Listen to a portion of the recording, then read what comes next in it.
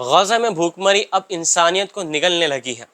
111 अंतर्राष्ट्रीय राहत और मानवाधिकार संगठनों ने मिलकर दुनिया की सरकारों से अपील की है, यानी और जो दूसरे देश हैं उनकी सरकारों से अपील की है कि वो तुरंत कार्रवाई करें, नहीं तो गजा मौत का एक शिविर बन जाएगा। Mercy corps, Norwegian refugee council और रिफ्यूजीज इंटरनेशनल जैसे बड़े संगठनों ने संयुक्त बयान में चेताया है कि भुखमरी अब पूरे गजा में महामारी की तरह फैल चुकी है, जबकि सैकड़ों ट्रक खाने पीने का सामान लेकर गजा की सीमाओं के बाहर खड़े हुए हैं, लेकिन उन्हें बिल्कुल भी अंदर जाने की इजाज़त बिल्कुल भी नहीं मिल रही। बयान में ये भी कहा गया है कि अब हालात इतने बद से बदतर हो गए हैं कि सहायता कर्मी खुद खाना पाने के लिए लाइनों में लगने को मजबूर हैं और कई लोग जान जोखिम में डालकर अपने घर वालों को खाना पहुंचाने की कोशिश कर रहे हैं।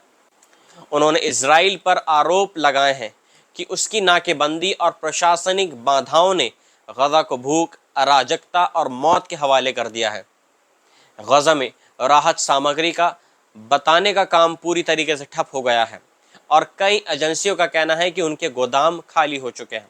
नॉर्वेजियन रिफ्यूजी काउंसिल ने बताया है कि उनका पूरा स्टॉक खत्म हो गया है और उनके कई स्टाफ मेंबर्स अब खुद भूख से लड़ रहे हैं।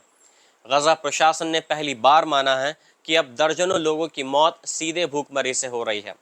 मार्च 2025 में जब इजराइल ने सभी रास्ते बंद कर दिए थे, तब से गजा में खाने पीने की चीज़ें तेज़ी से ख़त्म हो गई हैं। मई में इजराइल ने कुछ राहत देने की बात की थी, लेकिन इतने कड़े सैन्य प्रतिबंध लगाए कि ज़्यादातर सहायता अब भी रुकी हुई है। इस बीच इजरायली सैनिकों ने सहायता केंद्रों के पास खाना लाने गए लोगों पर गोलियां बरसा दी, जिसमें अब तक 800 से ज़्यादा लोग मारे जा चुके हैं।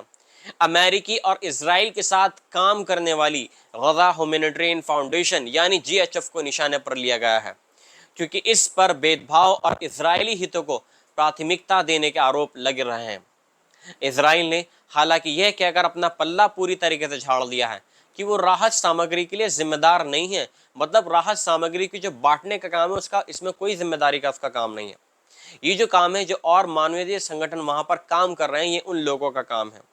लेकिन जमीनी हकीकत कुछ और कह रही है। गजा में अब हर तरफ सिर्फ भूख, चीख, मौतों का सन्नाटा, बच्चे बूढ़े मौत से तड़प रहे हैं, सिर्फ यही चीज दिखाई दे रही है।